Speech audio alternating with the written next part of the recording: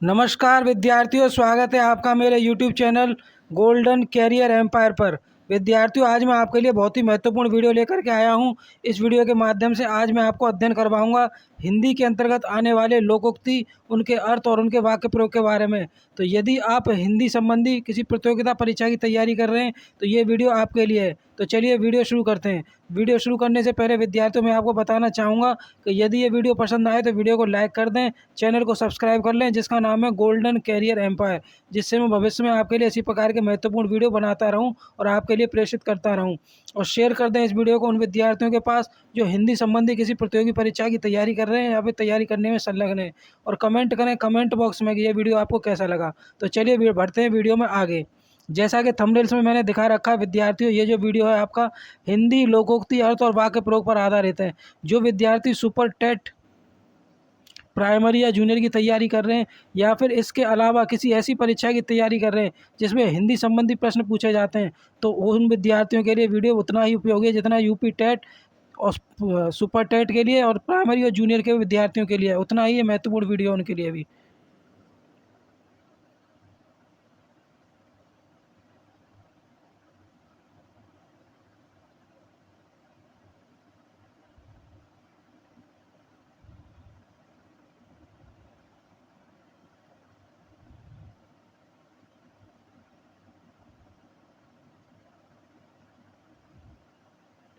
तो पहली जो हमारी लोकोक्ति है वो है अंधों अंधों में काना राजा।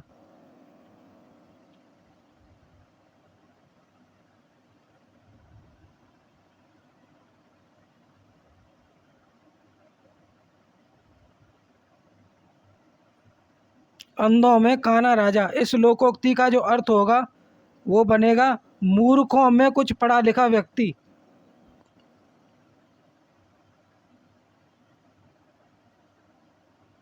मूर्खों में कुछ पढ़ा लिखा व्यक्ति। वाक्य प्रयोग, इसका वाक्य प्रयोग बनेगा मेरे गांव में कोई पढ़ा लिखा व्यक्ति तो है नहीं, इसलिए गांव वाले पंडित अनोखे राम को ही सब कुछ समझते हैं। ठीक ही कहा गया है, अंधों में काना राजा।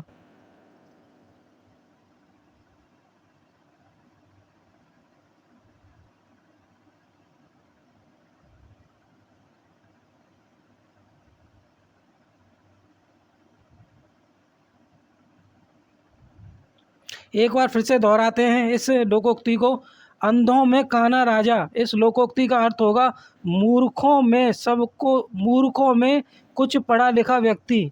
इसका जो वाक्य प्रयोग बनेगा वो कुछ इस प्रकार बनेगा, मेरे गांव में कोई पढ़ा लिखा व्यक्ति तो है नहीं, इसलिए गांव वाले पंडित अनोखे राम को ही सब कुछ समझते हैं। ठीक ही कहा गया है, अंधों में काना राजा। अगली लोकोक्ति है अकेला चना भाड़ नहीं फोड़ सकता।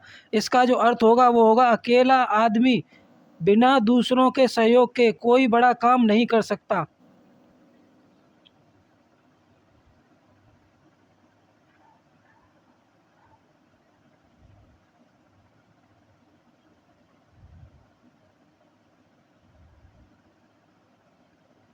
अकेला आदमी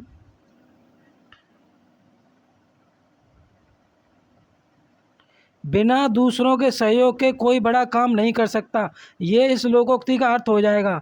अकेला चना भाड़ नहीं फोड़ सकता, इस लोकोक्ति का अर्थ बनेगा अकेला आदमी बिना दूसरों के सहयोग के कोई बड़ा काम नहीं कर सकता। वाक्य प्रयोग, इस लोकोक्ति का वाक्य प्रयोग इस प्रकार बनेगा, मैं जानता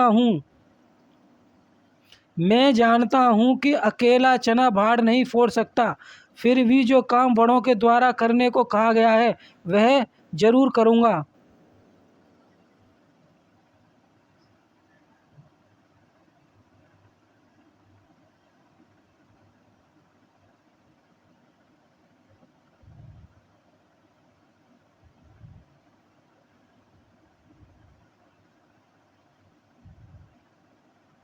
एक बार फिर से दोहराएंगे इस लोकोक्ति को। अकेला चना भाड़ नहीं फोड़ सकता, अकेला आदमी बिना दूसरे के सहयोग के कोई बड़ा काम नहीं कर सकता, ये इस लोकोक्ति का हमारा अर्थ हो जाएगा। और वाक्य में प्रयोग करने पर वाक्य प्रयोग बनेगा, मैं जानता हूँ कि अकेला चना भाड़ नहीं फोड़ सकता, फिर भी जो काम बड़ों द्वारा करने को कहा गया है वह जरूर करूँगा। अगली लोकोक्ति।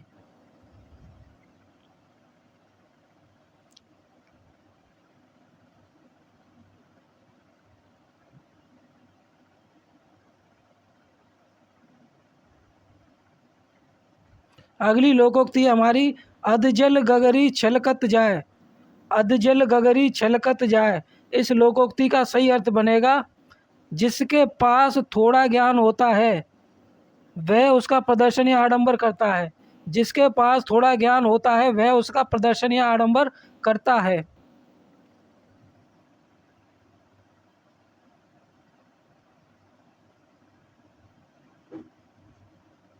वाक्य प्रयोग कुछ इस प्रकार बनेगा इसका इसका रमेश 12वीं पास करके स्वयं को बहुत बड़ा विद्वान समझ रहा है। यह तो वही बात हुई कि अधजल गगरी छलकत जाए।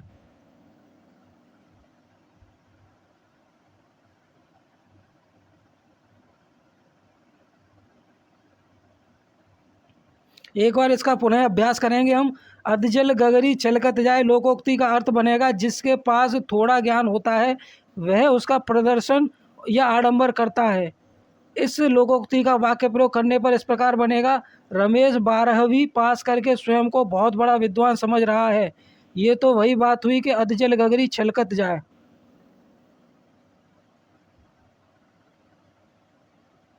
अगली लोकोक्ति, अब पछताए होत क्या जब चिड़िया चुग गई खेत।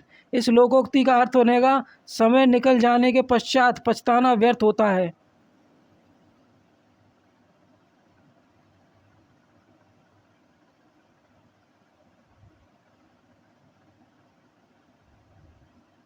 अब पछताए हो तो क्या जब चिड़िया चुग गई खेत। समय निकल जाने के पश्चात पछताना व्यर्थ होता है। इस लोकोक्ति का जो अर्थ बनेगा वो ये बना, समय निकल जाने के पश्चात पछताना व्यर्थ होता है। इसका वाक्य प्रयोग कुछ इस प्रकार बनेगा इसका, सारे साल राम मस्ती करता रहा, अध्यापकों और अभिभावकों की एक ना सुनी, अब बैठकर रो रहा है। ठीक ही कहा गया है, अब पछताए होत क्या जब चिड़िया चुग गई खेत।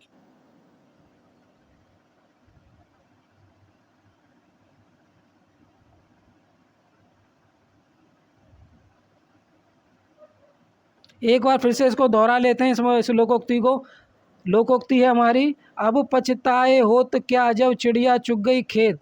इस लोकोक्ति का अर्थ बनेगा, समय निकल जाने के पश्चात पछताना व्यर्थ होता है। वाक्य प्रयोग इसका इस प्रकार बनेगा, सारे साल राम मस्ती करता रहा, अध्यापकों और अभिभावकों की एक ना सुनी, अब बैठकर रो रहा है। ठीक ही कहा गया है, अब पछताए होत क्या जब चिड़िया चुग गई खेत। आगे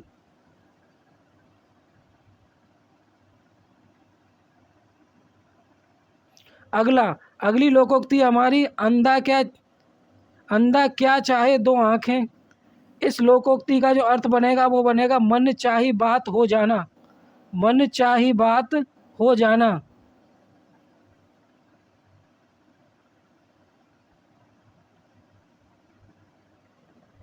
वाक्य प्रयोग इस प्रकार बनेगा इस लोकोक्ति का, अभी मैं विद्यालय से अवकाश लेने की सोच ही रही थी कि मेघा ने मुझे बताया कि कल विद्यालय में अवकाश है। यह तो वही हुआ, अंधा क्या चाहे दो आंखें।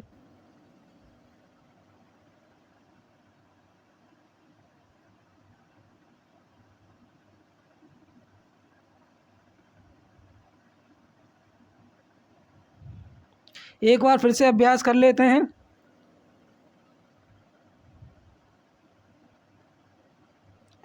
अंधा क्या चाहे दो आंखें, इस लोकोक्ति का सही अर्थ बनेगा, मन चाही बात हो जाना।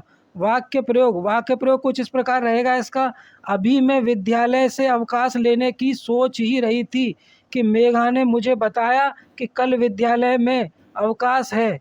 यह तो वही हुआ, अंधा क्या चाहे दो आंखें।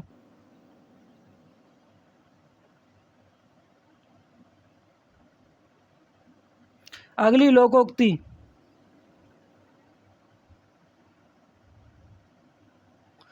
लोकोक्ति हमारी, अंधों के आगे रोना अपना दीदा खोना। अंधों के आगे रोना अपना दीदा खोना। इस लोकोक्ति का सही अर्थ बनेगा मूर्खों को सदुपदेश देना या अच्छी बात बताना व्यर्थ है। मूर्खों को सदुपदेश देना या अच्छी बात बताना व्यर्थ है, इस लोकोक्ति का सही अर्थ हो जाएगा। जबकि वाक्य प्रयोग इसका इस प्रकार बनेगा, मुन्ना को समझाना तो अंधे के आगे रोना, अपना दीदा खोना वाली बात है।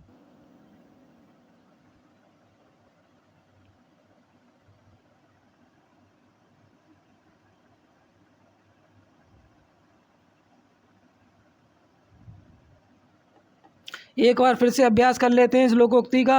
अंधों के आगे रोना, अपना दीदा खोना, मूर्खों को सदुपदेश देना या अच्छी बात बताना व्यर्थ है। वाक्य प्रयोग कुछ इस प्रकार बनेगा इसका, मुन्ना को समझाना तो अंधे के आगे रोना है, अपना दीदा खोना वाली बात होगी। आगे,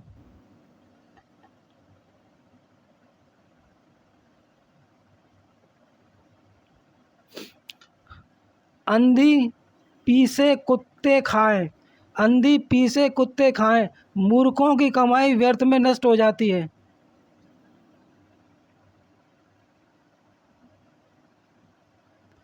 मूर्खों की कमाई व्यर्थ में नष्ट हो जाती है, ये अर्थ बनेगा इस दी हुई लोकोक्ति का। अंधी पीसे कुत्ते खाएं, इसका अर्थ बनेगा मूर्खों की कमाई व्यर्थ में नष्ट हो जाती है।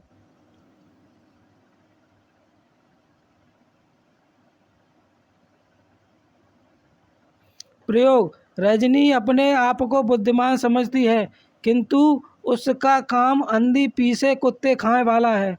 रजनी अपने आप को बुद्धिमान समझती है किंतु उसका काम अंधी पीसे कुत्ते खाएं जैसा है।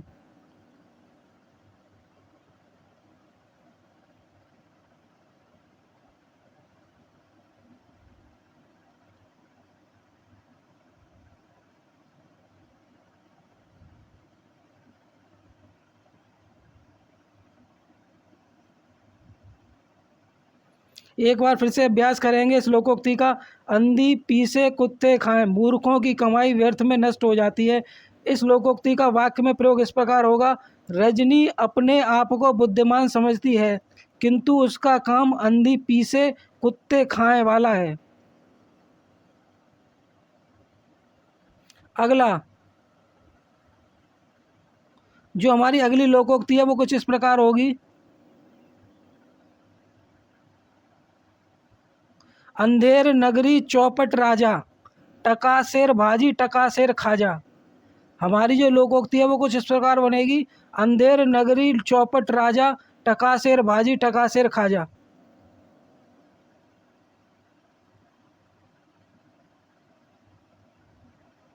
इस लोकोक्ति का जो सही अर्थ बनेगा वो बनेगा, जहाँ मालिक मूर्ख हो वहाँ सद्गुणों का आदर नहीं होता, जहाँ मालिक मूर्ख हो वहाँ सद्गुणों का आदर नहीं होता। प्रयोग, मनोज की कंपनी में चपरासी और मैनेजर का वेतन बराबर है, वहाँ तो कहावत चरितार्थ होती है कि अंधेर नगरी चौपट राजा, टके सिर भाजी टके सिर खाजा।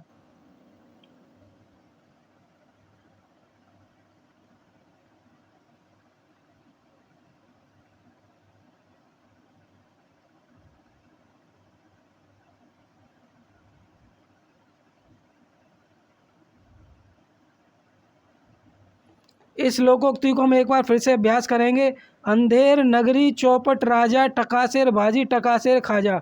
इस लोकोक्ति का सही अर्थ बनेगा, जहाँ मालिक मूर्ख हो वहाँ सद्गुणों का आदर नहीं होता। प्रयोग, मनोज की कंपनी में चपरासी और मैनेजर का वेतन बराबर है, वहाँ तो कहावत चरितार्थ होती है कि अंधेर नगरी चौपट राजा, टकासेर भाजी टकासेर खाजा। आगे,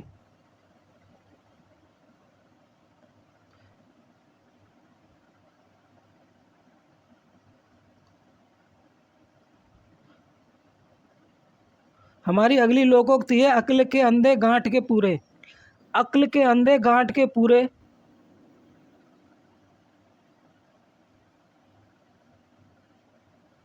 लोकोक्ति का सही अर्थ बनेगा बुद्धिहीन किंतु धनवान, बुद्धिहीन किंतु धनवान। अक्ल के अंधे का अर्थ हो जाएगा बुद्धिहीन और गांठ के पूरे का अर्थ हो जाएगा धनवान। तो अक्ल के अंधे गांठ के पूरे लोकोक्ति का अर्थ बनेगा बुद्धिहीन किंतु धनवान। इसका वाक्य प्रयोग कुछ इस प्रकार बनेगा, सेठ जी तो अक्ल के अंधे और गांठ के पूरे हैं।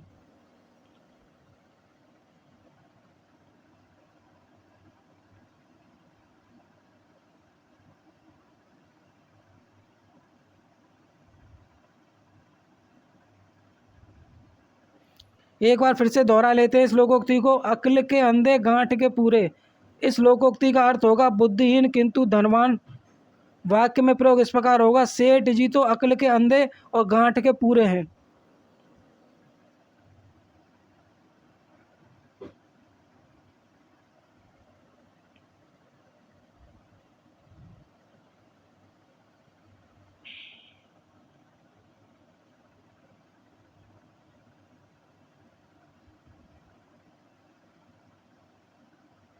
अगली लोकोक्ति हमारी, अक्ल बड़ी या भैंस।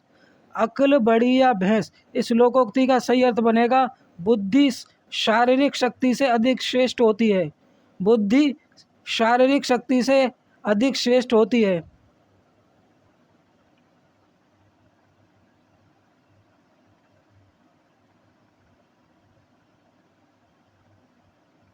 इस लोकोक्ति का जो अर्थ बनेगा, बुद्धि शारीरिक शक्ति से अधिक श्रेष्ठ होती है।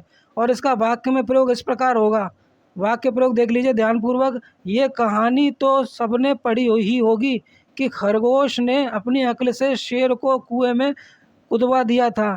यहाँ पर मशहूर कहावत सही है कि अक्ल बड़ी या भैंस।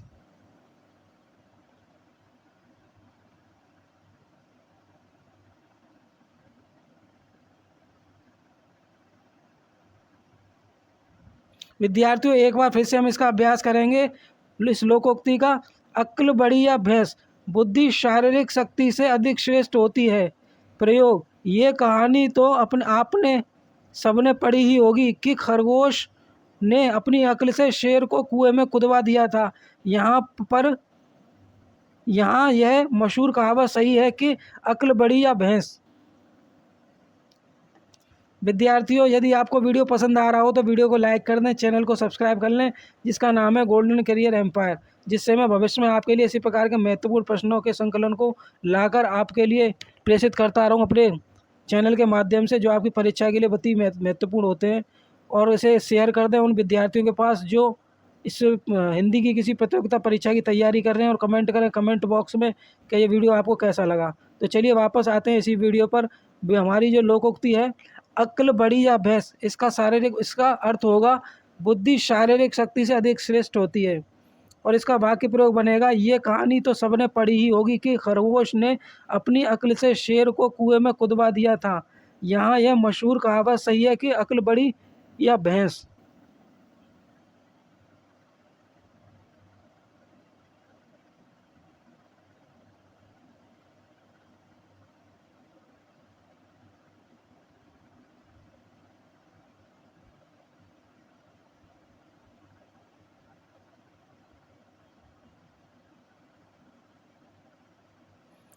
अपनी अपनी ढफली अपना अपना राग, कोई काम नियम कायदे से ना होना।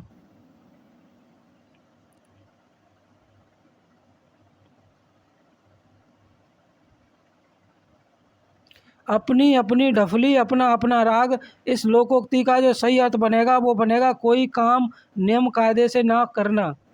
जबकि इस लोकोक्ति का जो सही अर्थ बनेगा वो बनेगा, कोई काम नियम कायदे से ना करना। और वाक्य में प्रयोग इस प्रकार होगा, राधा के घर में तो जो जिसके मन में जो आता है वह करता है। इसी को कहते हैं अपनी अपनी ढफली अपना अपना राग।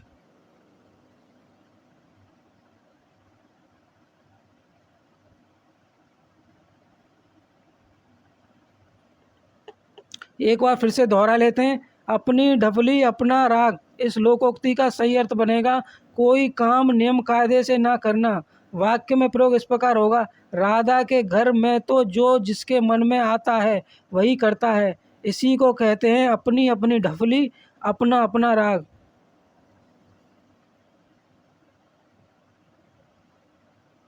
अगली लोकोक्ति है, अपनी गली में कुत्ता भी शेर होता है। अपने घर या गली मोहल्ले में बहादुरी दिखाना।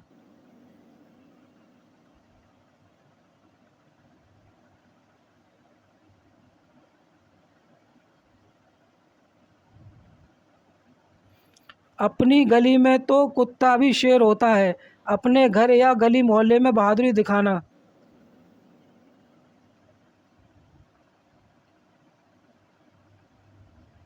इस लोकोक्ति का जो वाक्य प्रयोग होगा वो इस प्रकार होगा, पंकज अपने मोहल्ले में बहादुरी दिखा रहा था, उसके लिए यह कहावत सही है, अपनी गली में तो कुत्ता भी शेर होता है।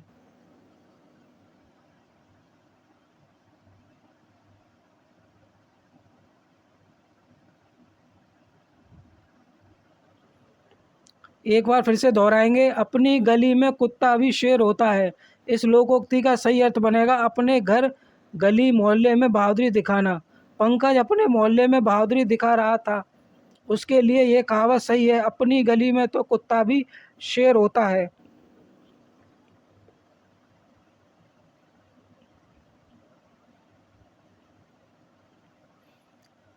अपनी पगड़ी अपने हाथ, इस लोकोक्ति का सही अर्थ बनेगा, अपनी इज्जत अपने हाथ होती है।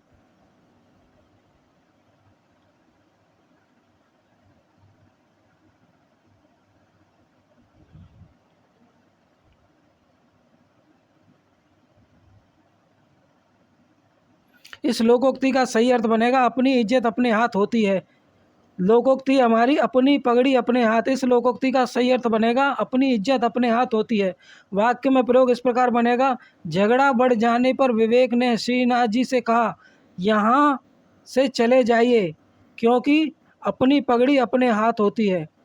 हमारी लोकोक्ति है, अपनी पगड़ी अपने हाथ, अपनी इज्जत अपने हाथ होती है। वाक्य में प्रयोग इस प्रकार होगा, झगड़ा बढ़ जाने पर विवेक ने श्रीनाथ जी से कहा, आप यहाँ से चले जाइए, क्योंकि अपनी पगड़ी अपने हाथ होती है।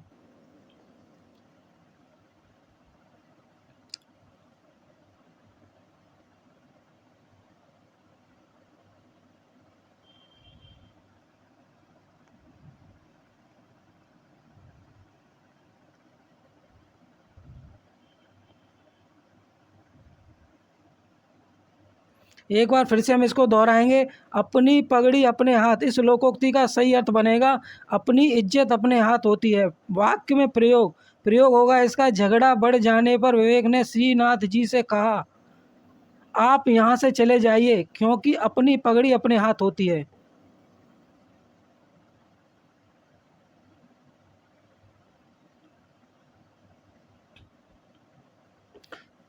अपने मुंह मियाँ मिट्ठू बनना, अपने मुंह मियाँ मिट्ठू बनना, अपनी बढ़ाई या प्रशंसा स्वयं करने वाला।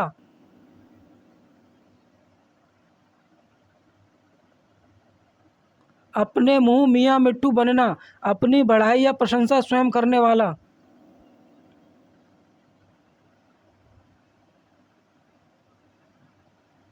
हमारी लोकोक्ति है, अपने मुंह मियाँ मिट्ठू बनना, इसका जिसका अर्थ होगा अपनी बढ़ाई या प्रशंसा स्वयं करने वाला। वाक्य में प्रयोग, रामू हमेशा अपने मुंह मियाँ मिट्ठू बनता है।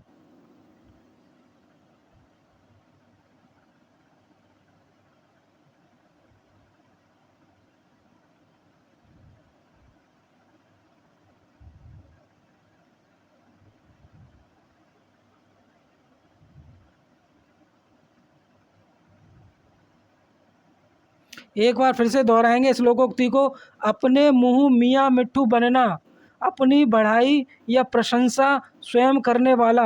वाक्य में प्रयोग इस प्रकार होगा, रामू हमेशा अपने मुंह मियाँ मिट्ठू बनता है। अगली लोकोक्ति,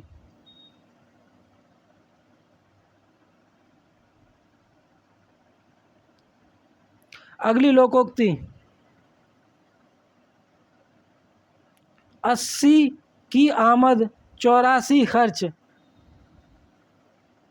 80 की आमद 84 खर्च, आमदनी से अधिक खर्चा।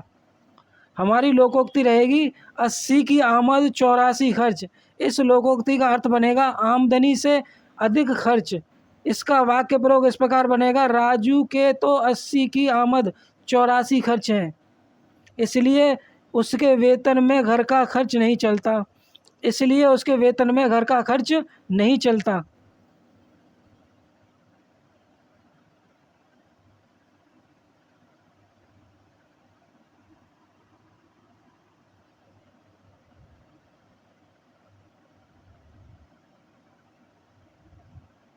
एक बार फिर से दोहराएंगे इस लोकोक्ति को। 80 की आमद 84 खर्च। इस लोकोक्ति का जो अर्थ बनेगा वो बनेगा आमदनी से अधिक खर्च। वाक्य में प्रयोग इस प्रकार होगा, राजू के तो 80 की आमद 84 खर्च है, इसलिए उसके वेतन में घर का खर्च नहीं चलता। अगली लोकोक्ति है हमारी इस प्रकार कुछ।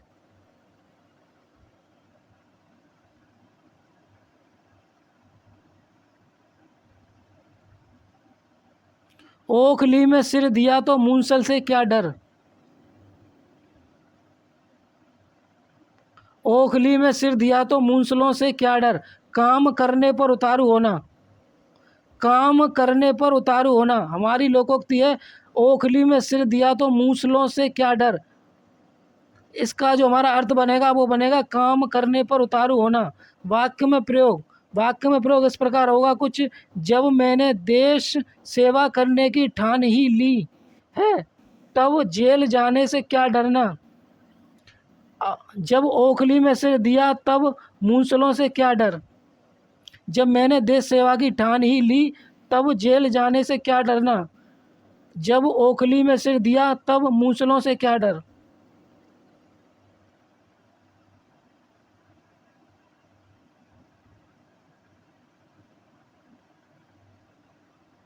एक बार फिर से दोहराएंगे इस लोकोक्ति को। ओखली में सिर दिया तो मूसलों से क्या डर।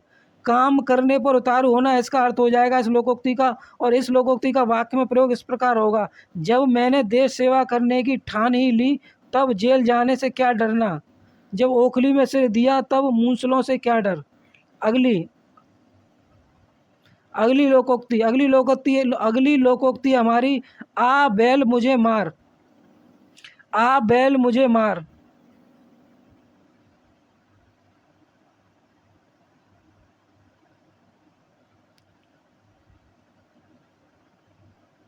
आ बैल मुझे मार। इस लोकोक्ति का जो अर्थ बनेगा वो बनेगा स्वयं मुसीबत मोल लेना। स्वयं मुसीबत मोल लेना। इस लोकोक्ति का जो अर्थ बनेगा वो बनेगा प्रयोग। वाक्य में प्रयोग बनेगा इस प्रकार, लोग मोहन की जान के पीछे पड़े हुए हैं और वह आधी आधी रात तक अकेले बाहर घूमता रहता है। यह तो वही बात हुई, आ बैल मुझे मार।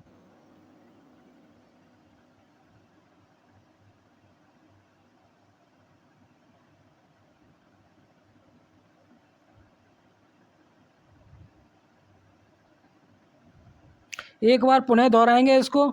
17 नंबर का जो हमारी लोकोक्ति है इसको एक बार फिर से दोहराएंगे। आ बैल मुझे मार, स्वयं मुसीबत मोल लेना। प्रयोग, लोग मोहन की जान के पीछे पड़े हुए हैं और वह आधी आधी रात तक अकेले बाहर घूमता है। यह तो बात वही हो गई कि आ बैल मुझे मार। चलिए बढ़ते हैं वीडियो में आगे। अगली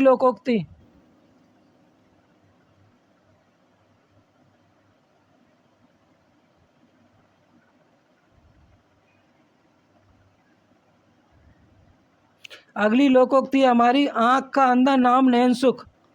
आँख का अंधा नाम नैन सुख। इस लोकोक्ति का अर्थ बनेगा गुड़ के विरुद्ध नाम होना। गुड़ के विरुद्ध नाम होना। आँख का अंधा नाम नैन सुख। इसका अर्थ बनेगा गुड़ के विरुद्ध नाम होना।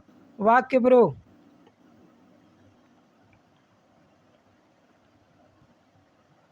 वाक्य में जो प्रयोग होगा वो इस प्रकार होगा, एक मियाँ जी का नाम था शेर मार खां।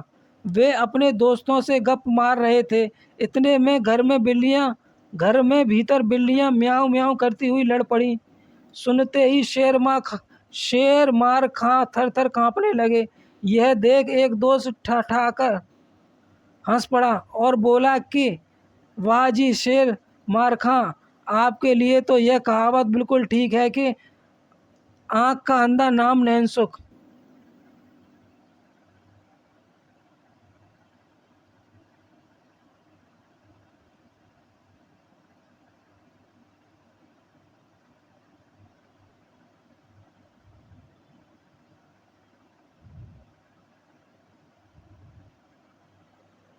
एक बार इस लोकोक्ति का फिर से अभ्यास करेंगे हम सब। आँख का अंधा नाम नैन सुख।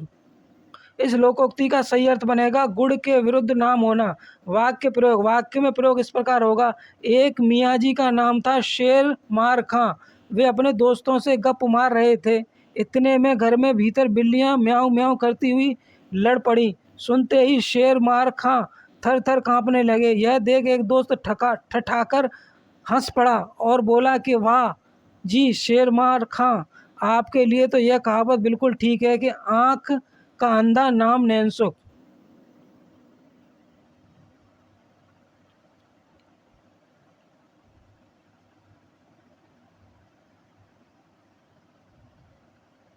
अगली लोकोक्ति हमारी आगे नाथ न पीछे पगहा। आगे नाथ न पीछे पगहा। इस लोकोक्ति का सही अर्थ बनेगा किसी तरह की जिम्मेवारी का ना होना। किसी तरह की जिम्मेवारी का ना होना। वाक्य में प्रयोग बनेगा हमारा सोहन घूमने फिरने नहीं। सोहन घूमेगा फिरेगा नहीं तो क्या और क्या करेगा, क्योंकि उसके न आगे नाथ न पीछे पगहा, बस मौज किए जाओ। इस लोकोक्ति को एक बार फिर से अभ्यास करेंगे हम। आगे नाथ न पीछे पगहा, किसी तरह की जिम्मेवारी का ना होना। वाक्य में प्रयोग बनेगा सोहन घूमेगा फिरेगा नहीं तो और क्या करेगा, क्योंकि उसके न आगे नाथ न पीछे पगहा, बस मौज किए जाओ।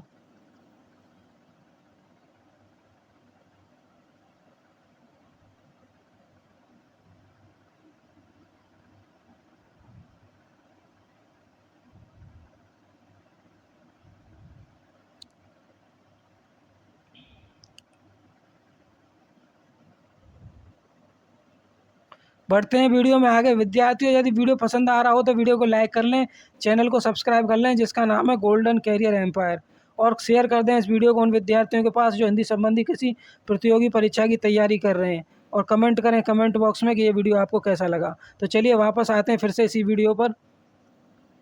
देखते हैं अगली हमारी कौन सी है लोकोक्ति।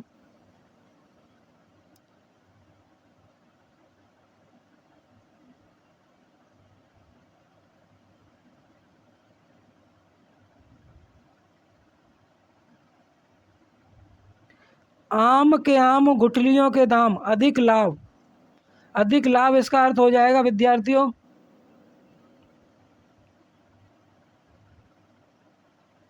आम के आम गुठलियों के दाम। इस लोकोक्ति का सही अर्थ बनेगा अधिक लाभ। वाक्य में प्रयोग होगा सब प्रकार की पुस्तकें साहित्य भवन से खरीदें। सब प्रकार की पुस्तकें साहित्य भवन से खरीदें और पास होने पर आधे दामों पर बेचें। आम के आम गुठलियों के दाम इसी को तो कहते हैं।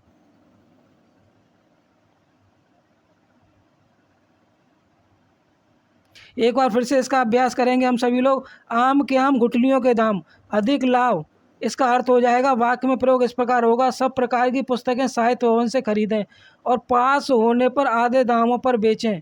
आम के आम गुठलियों के दाम इसी को तो कहते हैं। अगली लोकोक्ति हमारी इस प्रकार बनेगी कुछ।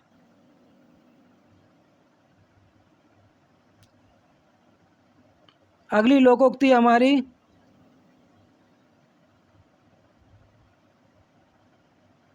आगे कुआं पीछे खाई। इसका अर्थ बनेगा दोनों तरफ विपत्ति या परेशानी। दोनों तरफ विपत्ति या परेशानी। आगे कुआं पीछे खाई, इस लोकोक्ति का सही अर्थ बनेगा दोनों तरफ विपत्ति या परेशानी होना। वाक्य में प्रयोग इस लोकोक्ति का इस प्रकार बनेगा सुरेश के सामने तब आगे कुआं पीछे खाई वाली बात हो गई जब बदमाशों ने कहा कि यह तो वही गोली खाए सा, सारा सामान उसके दे दें। ये तो उसी तरीके की बात हो गई। इस लोकोक्ति का हम एक बार फिर से अभ्यास करेंगे। आगे कुआं पीछे खाई, दोनों तरफ विपत्ति या परेशानी होना। प्रयोग सुरेश के सामने तब आगे कुआं पीछे खाई वाली बात हो गई जब बदमाशों ने कहा कि या तो गोली खाए या सारा सामान उनको दे दे।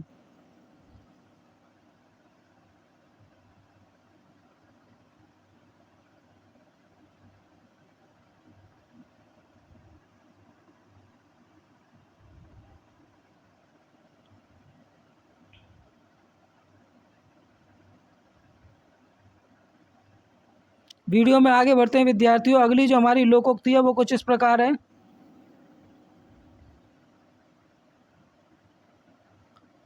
आज हमारी कल तुम्हारी, आज हमारी कल तुम्हारी।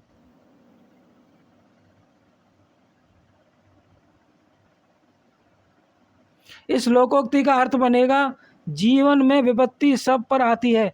आज हमारी कल तुम्हारी, जीवन में विपत्ति सब पर आती है। इस लोकोक्ति का सही अर्थ बनेगा जीवन में विपत्ति सब पर आती है। इस लोकोक्ति का सही अर्थ बनेगा, वाक्य में प्रयोग बनेगा हमारा, यह नहीं भूलना चाहिए कि समय सदा बदलता रहता है। आज हमारी कल तुम्हारी।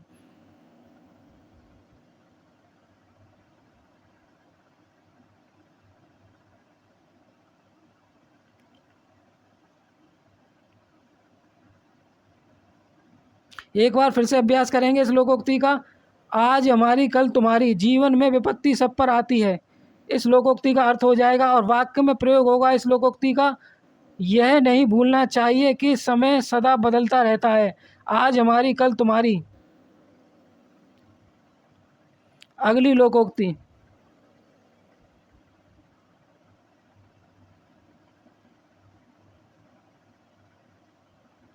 अगली लोकोक्ति है आप काज महाकाज, आप काज महाकाज।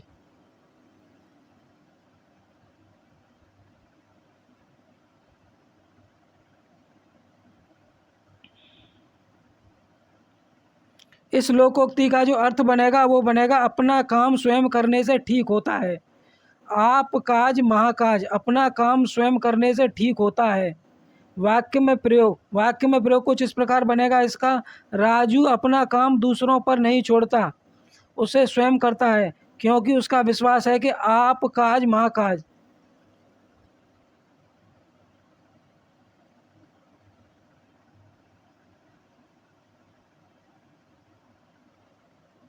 आप काज महाकाज, इस लोकोक्ति का सही अर्थ होगा अपना काम स्वयं करने से ठीक होता है। और इस लोकोक्ति का वाक्य में प्रयोग इस प्रकार बनेगा, राजू अपना काम दूसरों पर नहीं छोड़ता, उसे स्वयं करता है क्योंकि उसका विश्वास है कि आप काज महाकाज।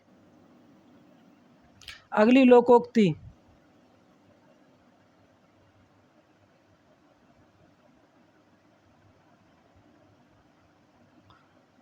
अगली लोकोक्ति हमारी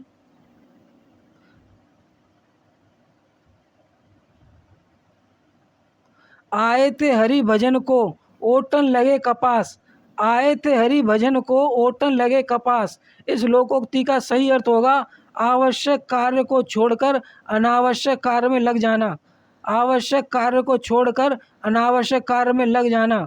इस लोकोक्ति का वाक्य प्रयोग कुछ इस प्रकार होगा, सेठ हेमचंद अपने परिवार को लेकर तो थे मसूरी प्रकृति का आनंद उठाने, पर लालच ने पीछा ना छोड़ा और वहां जाकर भी सारा समय होटल में बैठे रहे और फ़ोन पर धंधे की बातों में ही लगे रहे। ऐसे लोगों के लिए ही कहा गया है, आए थे हरि भजन को ओटन लगे कपास।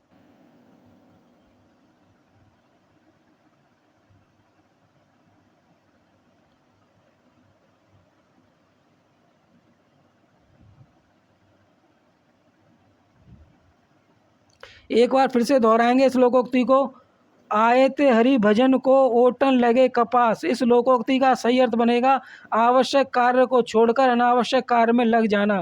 प्रयोग, सेठ हेमचंद अपने परिवार को लेकर गए थे मसूरी प्रकृति का आनंद उठाने, पर लालच ने पीछा ना छोड़ा और वहां जाकर भी सारा समय होटल में बैठे रहे और फ़ोन पर धंधे की बातों में ही लगे रहे।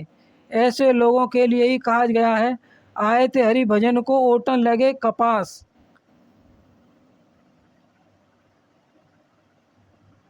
अगली लोकोक्ति,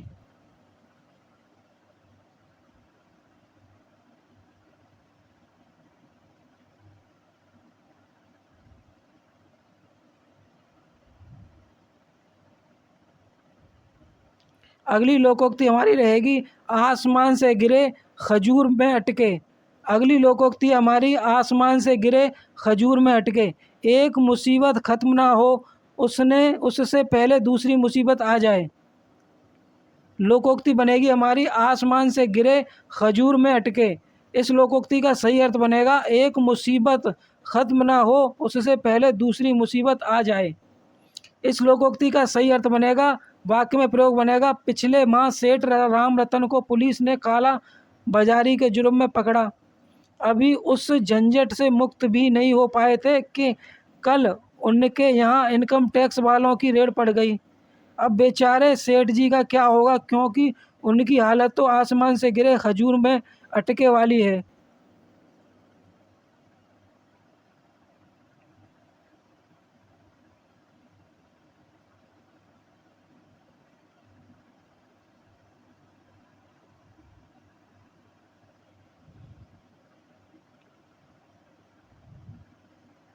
एक बार फिर से अभ्यास करेंगे इस लोकोक्ति का। आसमान से गिरे खजूर में अटके। इस लोकोक्ति का अर्थ बनेगा एक मुसीबत खत्म ना हो उससे पहले दूसरी मुसीबत आ जाए। इस लोकोक्ति का सही वाक्य प्रयोग होगा इस प्रकार, पिछले माह सेठ राम रतन को पुलिस ने काला बाजारी के जुर्म में पकड़ा था। अभी उस झंझट से मुक्त भी नहीं हो पाए थे कि कल उनके यहाँ इनकम टैक्स वालों की रेड पड़ गई। अब बेचारे सेठ जी का क्या होगा, क्योंकि उनकी हालत तो आसमान से गिरे खजूर में अटके वाली है। विद्यार्थियों, आज मैंने इस वीडियो के माध्यम से आपको 25 ऐसी लोकोक्तियों के बारे में बताया है जो आपकी विभिन्न परीक्षाओं में भिन्न भिन्न समय पर आप पूछी जाती रही हैं। यदि वीडियो आपको पसंद आया हो तो वीडियो को लाइक कर दें, चैनल को सब्सक्राइब कर लें जिसका नाम है गोल्डन कैरियर एम्पायर, जिससे भविष्य में मैं आपके लिए इसी प्रकार की महत्वपूर्ण वीडियो लाता रहूं और अपने चैनल के माध्यम से आप तक प्रेषित करता रहूं। और यदि वीडियो पसंद आया हो तो वीडियो को शेयर भी कर दें उन विद्यार्थियों के पास जो हिंदी संबंधी किसी प्रतियोगी परीक्षा की तैयारी कर रहे हैं या फिर तैयारी करने की सोच रहे हैं। और कमेंट करें कमेंट बॉक्स में कि यह वीडियो आपको कैसा लगा। तो चलिए मिलते हैं इसी प्रकार के एक महत्वपूर्ण वीडियो में। तब तक के लिए जय हिंद, जय भारत, वंदे मातरम।